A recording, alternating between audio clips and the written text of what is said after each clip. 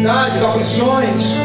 Talvez outros não, Senhor. Tiveram dias mais leves. Mas, Senhor, não importa como nós chegamos aqui, o importante é que nós chegamos aqui. Nós estamos aqui, Senhor. E nós cremos que o Senhor, o Deus Todo-Poderoso, através do Teu Espírito Santo, pode operar uma grande obra em nossas vidas, se assim nós permitirmos, Senhor. Por isso, nessa noite, nós permitimos, Senhor, que o Senhor faça em nós a Tua vontade, o Teu querer, Senhor. Tira, Senhor, toda distração de nós. Tira, Senhor, toda ansiedade, meu Deus, tudo aquilo que venha, porventura, tentar nos tirar do foco, Senhor, que é ouvir a Tua voz, que é ouvir a Tua palavra, Senhor. Que nós possamos ser fortalecidos por Ti. Em nome do Senhor Jesus. Em nome do Senhor Jesus. Amém. Graças a Deus. Aleluia. Boa noite, igreja. Boa noite. Eu sei que está frio, mas dá uma boa noite aí, né, para aquecer. Paz seja convosco. Amém. Nós continuamos a nossa maratona aí da nossa série de mensagens falando sobre família. Hoje é a quinta noite, quinta quarta-feira. E nessa noite nós temos aí a honra de receber a Priscila, missionária Priscila. Vem aqui. Você pode aplaudir a Jesus pela vida da Priscila. Ela está ministrando para nós nesta noite. Tenho certeza que Deus vai usar a vida dela para falar conosco. Quem não conhece a Priscila é filha do pastor Luiz, minha irmã Rosana. Eu vou estar ministrando para nós. Você pode estender as mãos para cá? Vamos estar orando pela vida da Priscila, para que Deus use a vida dela para falar conosco nessa noite. Pai, em nome de Jesus, nós queremos apresentar, Senhor, a Tua serva, a Tua filha, que vai ministrar a Tua palavra nesta noite. E o Senhor usa a vida dela, Senhor, que ela seja a boca do Senhor para nós nessa noite. Que a palavra que sair da boca dela, Senhor, seja direcionada a nós, Senhor. E que nós possamos ser fortalecidos e cheios da Tua presença. Pai, abençoa a vida dela, Pai. Guarda a vida dela, guarda a família dela, Senhor. E tudo quanto o Senhor tem concedido a ela, Pai. Em nome de Jesus. Amém. Deus abençoe e esteja bem-vindo em nome de Jesus.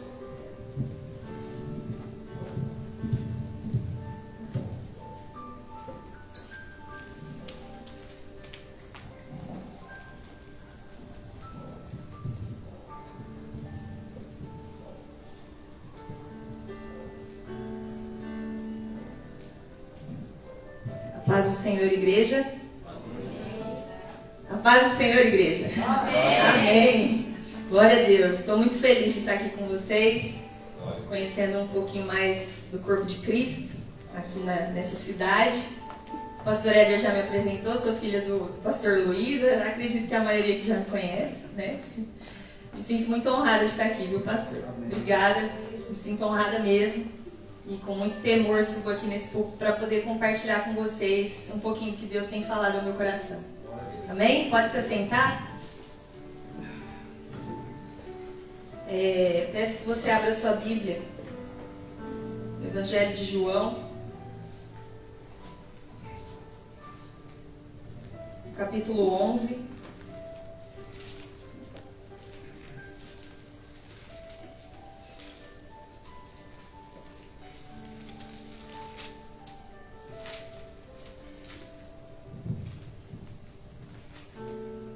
Nós vamos ler a princípio 2 versos.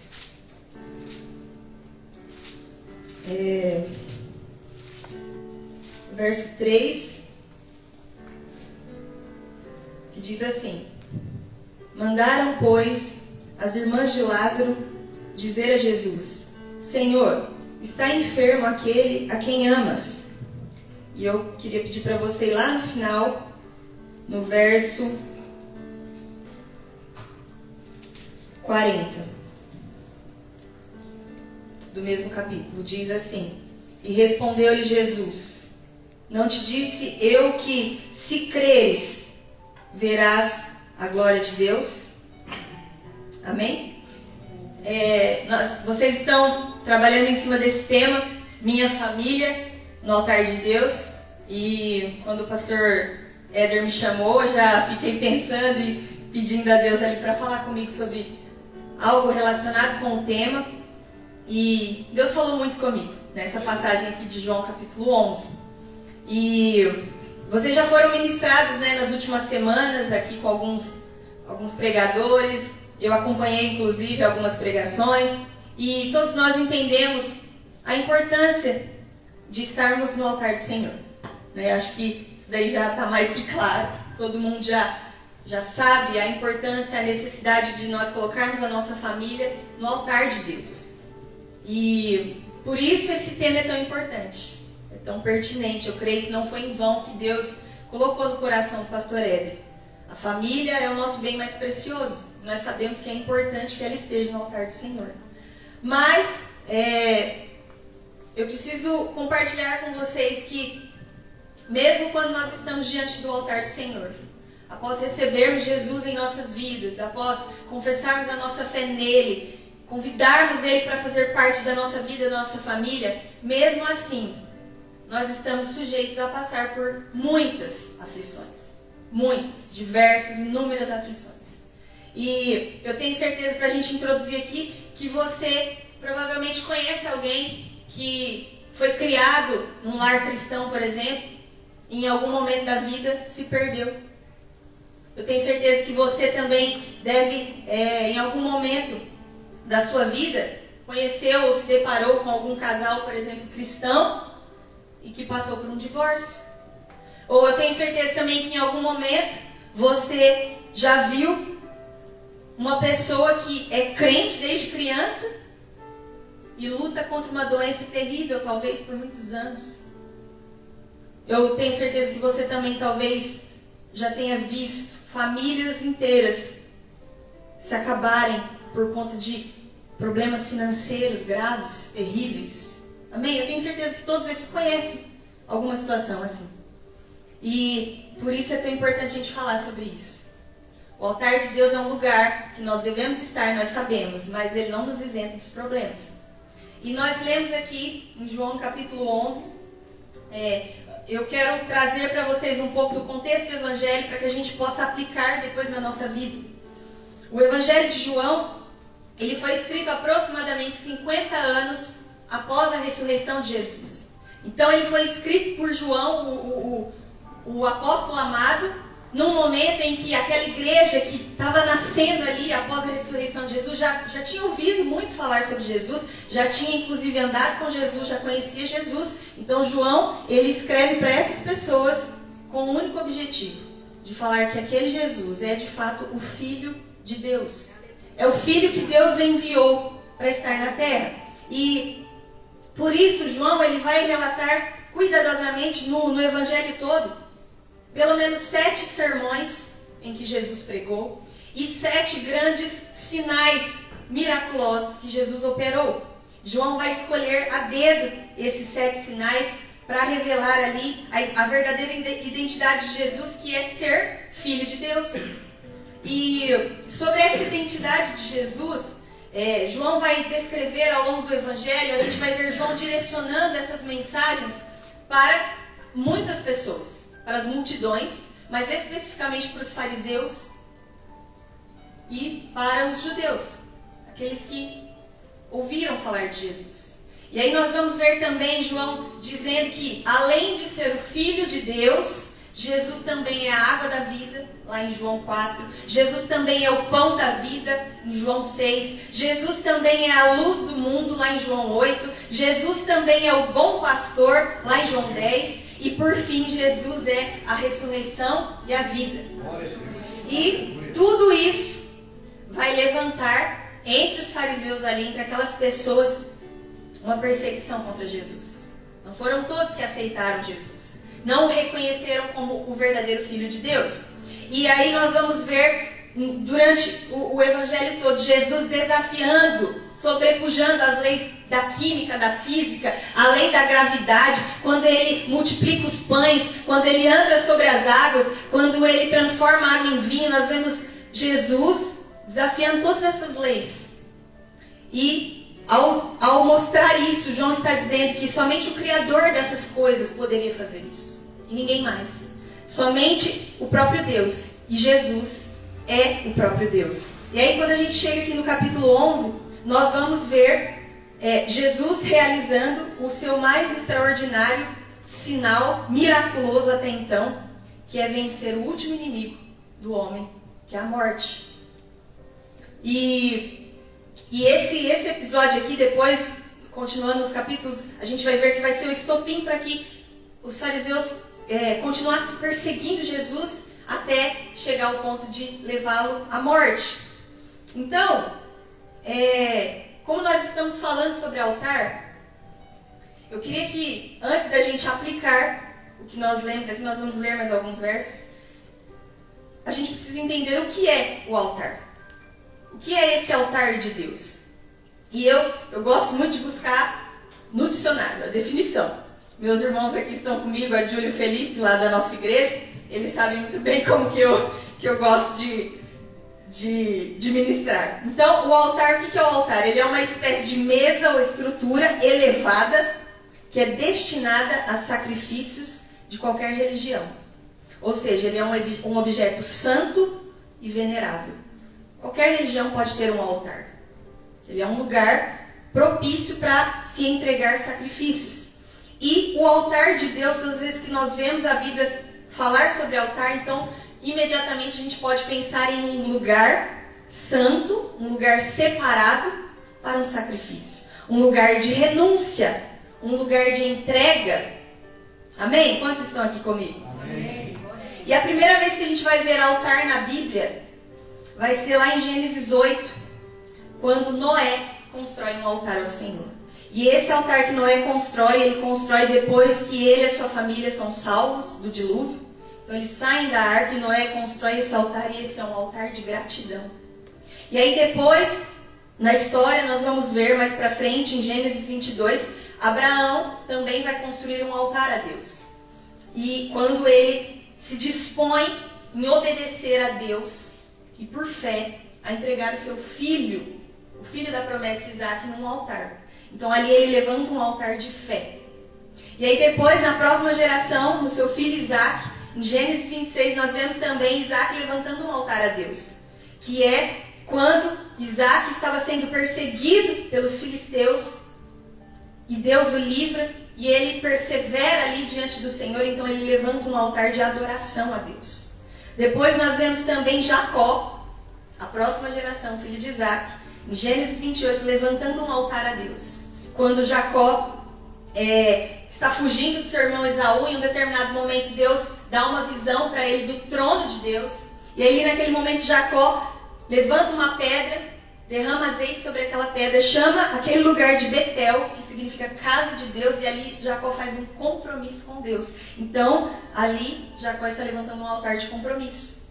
E por último nós vemos lá em Êxodo 27, Deus instruindo o povo que saiu do Egito a construir um altar de sacrifício, que é o altar do holocausto. E naquele altar, os sacerdotes eram responsáveis por trazer os sacrifícios para que o povo pudesse ser livre do pecado e pudesse ter comunhão com Deus. Então nós vemos a Bíblia nos mostrando alguns altares. E a essência de todo altar é o quê? É o próprio Deus. É o próprio Deus agindo mediante ao altar. É Deus usando o altar para realizar cura, libertação, perdão, salvação, reconciliação, compromisso. E o altar exige de nós tudo isso. Exige que nós tomemos uma atitude. É uma atitude de coragem, na verdade. De nos entregarmos nesse lugar. Assim como essas pessoas fizeram. E quando nós chegamos na Nova Aliança, no Novo Testamento, nós vamos ver um único e último altar, que foi levantado pelo próprio Jesus. E este é o altar que foi levantado no Calvário, quando Jesus se entregou por nós. E lá em Hebreus 9, 28 diz assim: assim também Cristo, tendo se oferecido uma vez para sempre, para tirar os pecados de muitos. O altar que Jesus levantou, ele é único e é eterno. Todos esses outros altares que eu mencionei para vocês eram transitórios. Eles iriam passar, porque eles eram sombras do que viria depois do que viria a ser perfeito depois, o altar que Jesus levantaria. E como o altar que Jesus levantou para nós, assim como estes do Antigo Testamento, assim como Noé, diante da cruz, nós podemos expressar a nossa gratidão ao Senhor. Assim como Abraão, movidos pela fé, nós também encontramos o nosso Salvador e o nosso provedor. Diante da cruz, assim como Isaac, nós também encontramos força necessária para perseverar. E assim como Jacó, diante da cruz, nós também firmamos um compromisso de tornar Jesus o nosso Senhor. E por último, diante da cruz, assim como o altar do holocausto no tabernáculo profetizava sobre a nossa reconciliação com Deus, no Calvário nós também somos reconciliados com Ele. Aleluia. Amém? Então, como nós estamos falando sobre a família e o altar, o que nós lemos aqui em João 11 vai falar sobre uma família. A família de Lázaro. Muito provavelmente você já ouviu falar essa história. Você já conhece. E eu quero te contextualizar um pouco mais. A família de Lázaro era uma família que já havia reconhecido Jesus como seu Senhor e como seu Salvador. Eles já haviam recebido Jesus. Lá em Lucas 10:38, a gente vai ver essa família preparando um jantar para Jesus. Os irmãos vão se lembrar onde Marta, uma das irmãs, chama a atenção de Jesus porque a sua irmã não estava ajudando ela com os afazeres. Quantos se lembram? Amém? Então essa família tinha Jesus como seu Salvador. Eles conheciam Jesus, eles eram amigos íntimos. Eles eram muito próximos. Jesus, inclusive, tinha o hábito de se hospedar na casa deles. E eles, essa família, Lázaro, Maria e Marta, eles viviam num vilarejo simples e naquela época eles estavam enfrentando muitas inseguranças, porque eles viviam sob a opressão do Império Romano, que era o império que dominava na época, e eles viviam uma perseguição por seguir a Jesus. Mas mesmo assim, essa família estava diante do altar de Jesus. Eles caminhavam com Jesus. Então nós já falamos aqui da importância de termos a nossa família no altar. Nós reconhecemos isso. Nós sabemos que nós precisamos entregar, renunciar, ter um compromisso com Ele. Mas eu preciso que você saia daqui com esse pensamento. Estar no altar de Jesus não vai nos isentar dos problemas. Não vai nos livrar de passar por situações difíceis. Estar no altar de Jesus, assim como essa família estava, era íntima de Jesus. Não vai te livrar de passar problemas financeiros, talvez. Não vai te livrar de sofrer pelo seu filho, que talvez quer se desviar dos caminhos do Senhor. Não vai te livrar de passar por problemas no seu casamento. Nós estamos sujeitos, queridos. Jesus disse lá em João 16:32, estas coisas vos tenho dito para que tenhais paz em mim. No mundo passais por aflições. Mas tende bom ânimo. Tende bom ânimo. Jesus já venceu todas as coisas. Então aqui a gente vai ver nesse capítulo 11, e o verso que nós lemos, o verso 3, diz: mandaram as irmãs de Lázaro dizer a Jesus: Senhor, está enfermo aquele a quem amas. Jesus amava a Lázaro e o seu amigo estava gravemente doente. Então nós vemos que o que nós podemos aprender com isso? O que nós podemos fazer diante de situações como essa? Antes da gente finalmente trazer algumas lições aqui desse texto, eu só vou fazer um adendo para vocês que eu achei importante sobre a cidade onde eles moravam, que é a cidade de Betânia, que vai dizer aqui no começo. Existem dois lugares na Bíblia com o mesmo nome, de Betânia. O primeiro lugar é a aldeia de Betânia, que era essa vila modesta onde essa família morava. Uma cidade pequena que ficava aproximadamente 3 quilômetros de Jerusalém. E essa cidade, ela ficava na região da Judéia, na margem esquerda do Rio Jordão. Então pensem no território de Israel, dividido pelo Rio Jordão. Do lado esquerdo era a região da Judéia, onde ficava a aldeia de Betânia. E o outro lugar que se chamava Betânia também, era uma outra cidade, além do Jordão, na margem direita do rio, que ficava aproximadamente 40 quilômetros de Jerusalém, que era a cidade onde provavelmente João Batista batizava, e ficava na região da Pérea. Então é só para a gente ter em mente esses dois locais, porque nós vamos ler aqui, e eu gostaria que os irmãos se atentassem a isso. E agora eu gostaria que vocês acompanhassem comigo a leitura do capítulo, para a gente fazer as aplicações e tirarmos as lições que Deus quer nos trazer nessa noite. Aleluia. Diz assim no verso 1: Estava enfermo Lázaro de Betânia, da aldeia de Maria e de sua irmã Marta. E esta Maria, cujo irmão Lázaro estava enfermo, era a mesma que ungiu com bálsamo o Senhor, e lhe enxugou os pés com seus cabelos. E mandaram, pois, as irmãs de Lázaro dizer a Jesus: Senhor, está enfermo aquele a quem amas. E ao receber a notícia, disse Jesus: Esta enfermidade não é para a morte, e sim para a glória de Deus, a fim de que o Filho de Deus seja por ela glorificado. Ora, amava Jesus a Marta e a sua irmã e a Lázaro. E quando, pois, soube que Lázaro estava doente, ainda se demorou 2 dias no lugar onde estava. Então aqui, queridos, a primeira lição para a nossa vida. Deus tem um propósito maior em todas as coisas, ainda que não entendamos. A gente precisa crer nisso. E nós lemos aqui até o verso 6, nós vamos ver que Maria, aquela família no geral, era uma família conhecida. Porque o texto vai dizer aqui no verso 2, João vai explicar, Maria era aquela que havia ungido Jesus. E aqui, até então, essa unção que Maria fez em Jesus está lá no capítulo 12. Mas aqui, João está explicando para os leitores quem era aquela Maria, quem era aquela família. Eles eram conhecidos.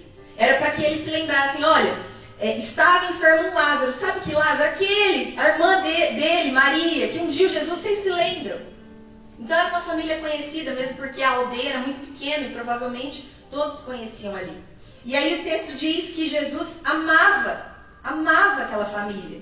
Então eles tinham intimidade. Mas no verso 6 diz que quando Jesus soube, ele ainda demorou 2 dias. Ele recebeu a notícia e ele é como se ele... Jesus, Lázaro, a quem lá o Senhor ama, está doente. É como se ele tivesse dito, ok, beleza. Só isso. E ele permaneceu onde ele estava. E ele estava na região da Pérea, 40 quilômetros distante da aldeia de Betânia. Ele estava na outra Betânia. E diante disso eu queria que a gente refletisse. Por que Jesus demorou tanto para atendê-los? Diante de uma situação tão séria. Você já parou para pensar por que muitas vezes Deus demora para nos responder? Ou parece que Ele demora muito? Parece que quando a gente está clamando por algo, Deus está demorando. Quantos já passaram por isso? Amém? E quando a gente está clamando a Deus uma resposta, Deus pode responder de 3 maneiras. Sim, não ou espere. E a mais difícil delas eu acho que é espere. Porque a gente não sabe o que Deus vai fazer. Quando Deus fala sim é sim, quando Deus fala não é não. Mas quando Deus demora, a gente tem uma dificuldade com o tempo. Né? E lá a palavra vai dizer em Eclesiastes 3 que tudo tem o seu tempo determinado e há um tempo para todo o propósito debaixo do céu. Mas as famílias que estão no altar de Deus às vezes podem achar que Deus está demorando. É como o salmista vai dizer lá no Salmo 13: Até quando, Senhor, esquecer-te-ás de mim para sempre? Até quando ocultarás de mim o seu rosto? Até quando estarei eu relutando dentro da minha alma com tristeza no coração? Até quando? Muitos de nós já provavelmente oramos ao Senhor assim. Até quando, Senhor? E quando nós lemos isso aqui, nós precisamos entender que Deus está nos chamando para uma vida de esperança nele, não nas coisas, não nas circunstâncias, nele.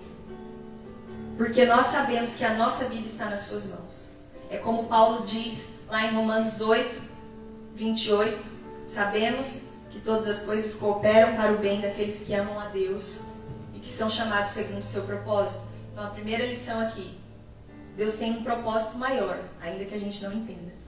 Amém? Segunda lição que nós tiramos aqui, vamos continuar a leitura. No verso 7, diz assim: Depois disse aos seus discípulos: Vamos outra vez para a Judeia.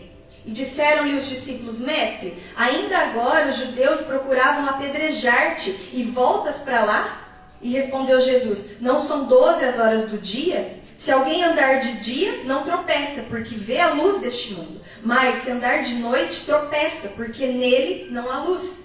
E isto dizia, e depois lhes acrescentou: Nosso amigo Lázaro adormeceu, mas vou para despertá-lo. E disseram-lhe, pois, os discípulos: Senhor, se dorme, estará salvo. E Jesus, porém, falara com respeito à morte de Lázaro. Mas eles supunham que tivesse falado do repouso do sono. E então Jesus lhes disse claramente: Lázaro morreu, e por vossa causa me alegro de que lá não estivesse, para que possais crer. Mas vamos ter com ele. Até aí. O que nós vemos aqui? A segunda lição, queridos. Nem sempre os que se dizem ser amigos serão solidários com o sofrimento da sua família. Isso é uma realidade que a gente precisa entender e aceitar. Por quê? A gente vai ver aqui, nós já falamos que Jesus era íntimo dessa família, e muito provavelmente os discípulos também, porque os discípulos andavam com Jesus. Então os discípulos provavelmente também eram amigos da família de Lázaro. E quando Jesus diz a eles: ó, para lá, perto de Jerusalém, aonde eles estão perseguindo o Senhor, nós vamos morrer. Porque eles estavam num momento ali de muita perseguição. E aí, o que nós entendemos? Às vezes, aqueles que estão conosco, compartilham da mesma fé, caminham conosco, nem sempre. Deus não precisa de situações favoráveis para manifestar a sua glória. Continue a leitura aí comigo no verso 17. Diz assim: Chegando Jesus, encontrou Lázaro já sepultado. Havia 4 dias. Ora, Betânia estava a cerca de 15 estádios perto de Jerusalém. Muitos dentre os judeus tinham vindo ter com Marta e Maria para as consolar a respeito de seu irmão. Marta, quando soube que vinha Jesus, saiu ao seu encontro. Maria, porém, ficou sentada em casa. E disse, pois, Marta a Jesus: Senhor, se estiveras aqui, não teria morrido meu irmão. Mas também sei que mesmo agora, tudo quanto pedires a Deus, Deus te concederá. E declarou-lhe Jesus: Teu irmão há de ressurgir. Eu sei, replicou Marta, que ele há de ressurgir na ressurreição do último dia. E disse-lhe Jesus: Eu sou a ressurreição e a vida. Quem crê em mim, ainda que morra, viverá. E todo o que vive e crê em mim não morrerá. Crês nisso? Sim, Senhor, respondeu ela. Eu tenho crido que tu és o Cristo, o Filho de Deus que devia vir ao mundo.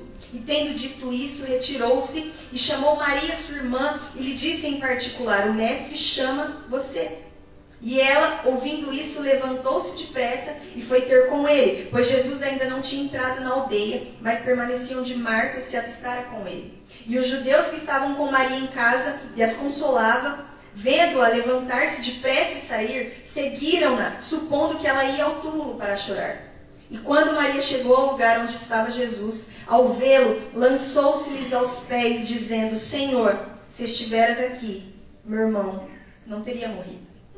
Então, a terceira lição que nós vemos aqui: Deus não precisa de uma situação favorável para manifestar a sua glória. O porquê? Nós precisamos lembrar aqui que Jesus estava lá na região da Pérea, como eu comentei. Então, quando alguém foi avisá-lo, provavelmente levou cerca de um dia para essa pessoa chegar até Jesus, porque, como nós sabemos, naquela época a locomoção era difícil. Então, aquela pessoa chega, avisa Jesus, provavelmente Lázaro morre nesse momento que aquela pessoa chega. Jesus ainda fica 2 dias, e aí Jesus faz a viagem de volta para a Judéia, leva mais um dia. Então Jesus chega no 4º dia, e a Bíblia vai dizer que no 4º dia Lázaro já estava sepultado há 4 dias. E aí diz o texto que muitos vieram consolar, estavam perto ali de Jerusalém, muitos judeus vieram consolar essas irmãs. E eu me perguntei: por que 4 dias? Eu preciso te dizer que entre os judeus, os rabinos, existe uma crença de que um morto, ele pode ser ressuscitado até o terceiro dia, por uma pessoa usada por Deus. Até o terceiro dia eles creem que o morto pode se levantar. Porém, após o terceiro dia não. Aí, depois do terceiro dia acabou, não tem mais chance. Só o próprio Deus, se quiser, pode levantar um morto após o terceiro dia. É nisso que aqueles judeus criam naquela época, nessa crença. E então, Jesus chega exatamente no quarto dia, aonde não tinha mais o que fazer, não tinha mais para onde eles recorrerem. E aí nós vemos o quê? Que aqui Jesus, no verso 19, deixa eu ver aqui. Muitos dentre os judeus tinham vindo ter com Marta e Maria para as consolar. Então, provavelmente, pensem na situação, queridos. Eles eram uma família conhecida, muitos chegaram ali para consolar. A gente vê quando uma pessoa é muito querida, no velório dela, quando tem muita gente, muitas coroas de flores, a gente vê que aquela pessoa ela era muito querida, né? Então tinha muitas pessoas ali para consolar as irmãs. Provavelmente, a Bíblia não fala aqui de outros parentes, não fala de pai, mãe, não fala se eles tinham filhos, mas provavelmente as irmãs ficariam ali sozinhas, desamparadas. Talvez Lázaro fosse o único provedor ali da família. Pensem nessa situação. Uma situação de desesperança. Elas estavam devastadas. E aí no verso 25, nós temos a maior declaração da divindade de Jesus entre os homens. Ele vai dizer: se você crer, seu irmão não vai ficar morto. Porque eu sou a ressurreição e a vida. Essa é a maior declaração da divindade de Jesus na terra. E essa é a nossa bendita esperança que Paulo falou lá a Tito, quando ele escreveu a sua carta a Tito, sobre os benefícios de sermos salvos pela graça de Deus. Essa bendita esperança é o quê? Nós ressuscitaremos com Ele. Não morreremos eternamente. E isso precisa consolar o meu coração e o seu. Os problemas aqui deste mundo não são o fim. Ainda que morra, a esperança do cristão é ressuscitar com Jesus.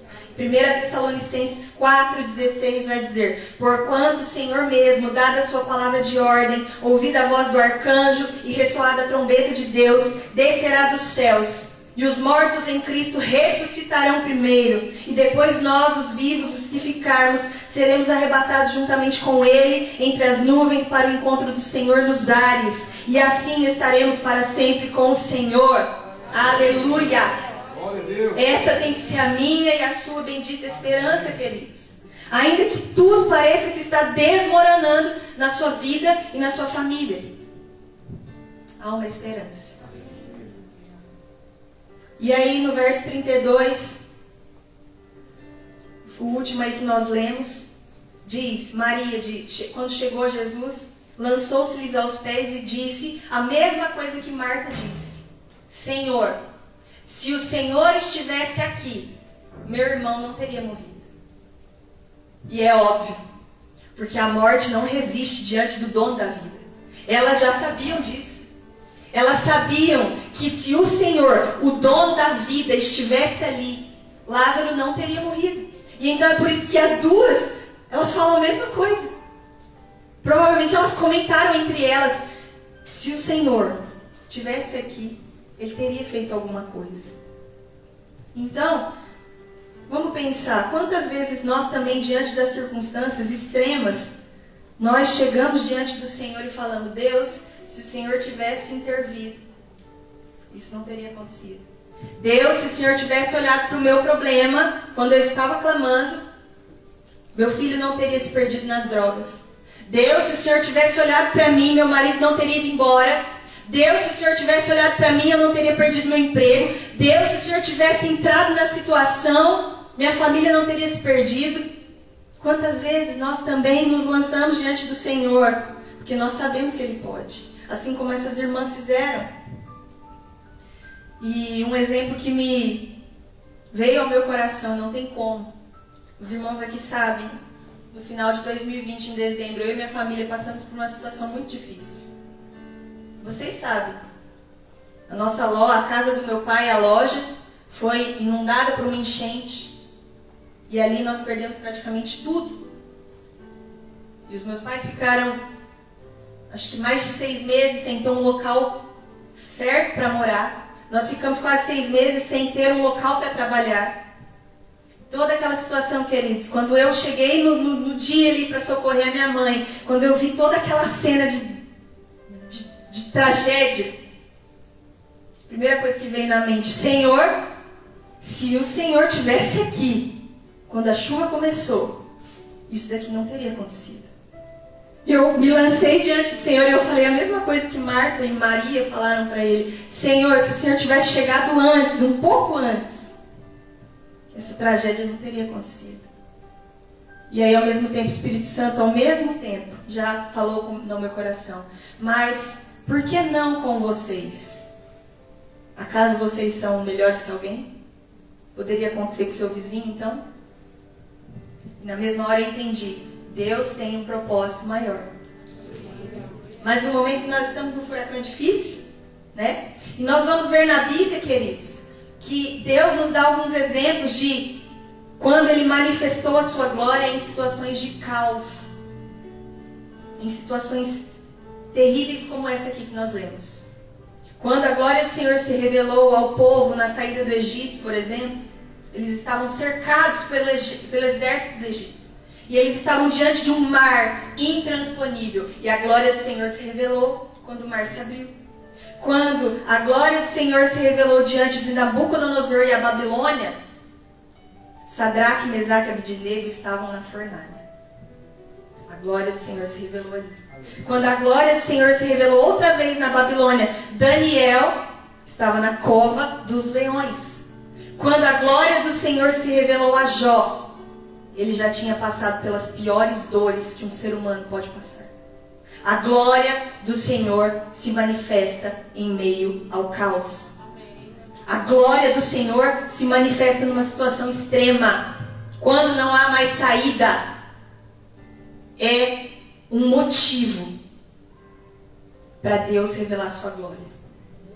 Então Deus não precisa de que tudo esteja andando perfeitamente para que Ele se mostre Deus.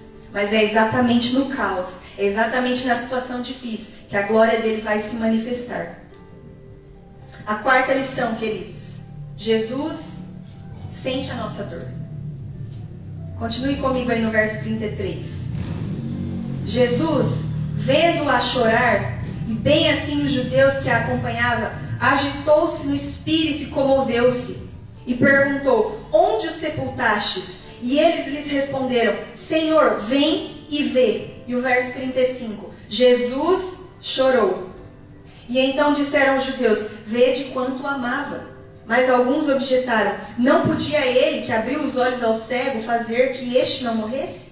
E Jesus, agitando-se novamente em si mesmo, encaminhou-se para o túmulo, e este, que era uma gruta, e cuja entrada tinham posto uma pedra. Aqui, no verso 35, é o menor verso da Bíblia. Só tem 2 palavras: Jesus chorou. E aqui nós vemos que Jesus sente a nossa dor. Jesus tinha acabado no verso 25 de revelar dar a expressão de maior divindade, quando ele disse que ele era a ressurreição e a vida. E aí logo em seguida ele revela a sua humanidade. Jesus, enquanto andou na terra, era 100% Deus e era 100% homem. Ele chora. E ele vai revelar ali as virtudes espirituais que Paulo ensina à igreja de Corinto, quando ele ensina que nós devemos chorar com os que choram. Lá em Romanos, aliás. Romanos 12. Nós devemos chorar com os que choram. E quando Jesus derrama as lágrimas, Ele está dizendo para mim e para você: eu não sou insensível à sua dor. Eu não sou insensível a isso que você está sofrendo. Eu, enquanto homem, também passei por situações extremas. E por último, a última lição que eu queria trazer aqui para os irmãos: Jesus é o maior interessado em revelar a glória de Deus na família. Continue aí comigo no verso 39. Então ordenou Jesus: tirai a pedra. E disse-lhe Marta, irmã do morto: Senhor, já cheira mal, porque já é de 4 dias. E respondeu-lhe Jesus: não te disse eu que, se creres, verás a glória de Deus? E tiraram então a pedra. E Jesus, levantando os olhos para o céu, disse: Pai, graças te dou, porque me ouviste. Aliás, eu sabia que sempre me ouves, mas assim falei por causa da multidão presente, para que creiam que tu me enviaste. E tendo dito isso, clamou em alta voz: Lázaro, vem para fora. Saiu aquele que estivera morto, tendo os pés e as mãos ligados com ataduras e o rosto envolto num lenço. Então lhes ordenou Jesus: desatai-o e deixai-o ir. Muitos, pois, dentre os judeus que tinham vindo visitar Maria, vendo o que fizera Jesus, creram nele. A última lição para mim e para você aqui nessa noite. Jesus é o maior interessado em revelar a glória de Deus na sua família, na sua vida. Aleluia. Aqui, no verso 39, nós vamos ver, assim como Marta e Maria caminhavam perto de Jesus, assim como elas criam que ele era o Filho de Deus, em algum momento, Marta também vacilou na fé, assim como nós. Ela cria que Jesus podia fazer. Quando Jesus chegou, ela declarou: Senhor, se o Senhor estivesse aqui, Lázaro não teria morrido. Mas aí quando Jesus diz: então me mostra onde ele está, tire a pedra, o que ela diz? Senhor, já faz 4 dias. Tem certeza? Vai abrir esse túmulo? Vai mexer com o morto? Não tem mais o que fazer. Percebe como a gente também vacila como Marta? Ao mesmo tempo que a gente crê que Jesus pode fazer, nós estamos dizendo: mas será? Jesus disse: eu vou fazer. Aí você fala: mas Senhor, já aconteceu mesmo a tragédia. A enchente já levou tudo da minha casa. O diabo já entrou no meu casamento. Meu filho já foi embora. Eu já perdi meus bens. A doença está me consumindo. Tenho que fazer ainda. E aí, no verso 41 e 42, finalmente a gente vai ver Jesus provando para todos ali que ele era de fato o Filho de Deus encarnado. Aquele que intercede junto ao Pai. Porque ele diz que ele levanta-se para o céu e agradece ao Pai por o ter ouvido. Muito provavelmente, quando Jesus recebeu a notícia, naquele mesmo instante, ele já orou ao Pai para que o Pai ressuscitasse a Lázaro. Ele era Deus, ele já sabia que Lázaro se levantaria. Então, naquele momento, ele simplesmente usa aquela situação de caos para mostrar para todos ali, para a multidão que estava ali. Ele ora ao Pai em alta voz: obrigado, Senhor, porque tu me ouvistes. Eu estou falando isso para que todos saibam, para que todos creiam que eu sou teu filho, que eu sou o teu enviado. Então, em alta voz, ele vai provar e vai declarar: Lázaro, sai para fora. A mesma palavra que Deus deu lá no início: haja luz. A mesma palavra que liberou vida sobre nós, Jesus libera sobre Lázaro. E prova para todas aquelas pessoas que ele era de fato Filho de Deus. E ali ele revela a sua glória. E para finalizar, eu queria fazer um paralelo com o que nós vemos lá em João 2. O primeiro milagre de Jesus também foi numa família. Em João 2, lá no começo do Evangelho, nós vamos ver, os irmãos devem conhecer, Jesus presente numa festa de casamento em Caná da Galileia. E num determinado momento, nós sabemos que o vinho acaba. E todos nós sabemos que Deus criou a família. Amém? Amém. Quando ele diz lá em Gênesis 1, 28, e Deus os abençoou e lhes disse: sede fecundos, multiplicai-vos, enchei a terra. Lá em Gênesis 2, 24, por isso deixa o homem pai e mãe, se une à sua mulher e ambos se tornam uma só carne. Deus criou a família por meio do casamento. Deus ama a família. Amém? Amém. E aí lá em João 2, nós vamos ver Jesus naquela festa, num ambiente onde não se esperava que fosse acontecer uma situação difícil. Ninguém estava esperando. Mas de repente, alguém anuncia: o vinho acabou. E só para os irmãos entenderem, na tradição judaica da época, faltar vinho num casamento era muito vergonhoso. Extremamente vergonhoso. Principalmente para a família do noivo. E podia acarretar no fim do casamento, no fim da festa. Não podia faltar vinho. O pai da noiva poderia considerar que o noivo não tinha condições de sustentar a sua esposa. Era uma catástrofe. Podia acabar tudo ali. Uma vergonha. E aí Jesus está presente ali. Diante de um caos iminente. Né? Alguém avisa, acabou o vinho. E aí eu queria que você se lembrasse que a Bíblia também traz alguns significados para o vinho. Por exemplo, alegria. Lá em Salmo 104:15 diz: o vinho que alegra o coração do homem, o azeite que lhe dá o brilho ao rosto e o alimento que lhe sustém as forças. A Bíblia também vai dizer que vinho é comunhão. Em Mateus 26:27, a seguir tomou um cálice tendo dado graças aos seus discípulos, dizendo: bebei dele todos, porque isto é o meu sangue, o sangue da nova aliança. O vinho também na Bíblia representa prosperidade. Lá em Salmo 128:3 diz: tua esposa no interior da tua casa será como uma videira frutífera. Então o vinho tem alguns significados na Bíblia para nós. Então, quando nós vemos que quando o vinho acaba numa família, isso representa o fim da alegria, o fim da prosperidade, o fim da comunhão, um caos. Quando o vinho acaba numa família, acabou a família. Acabou o motivo de ser família.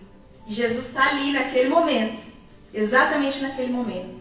E assim, também como no contexto ali da Galileia, eu e você precisamos entender e sair daqui essa noite com isso no coração. Jesus é o maior interessado, Ele é o maior interessado em salvar a sua família.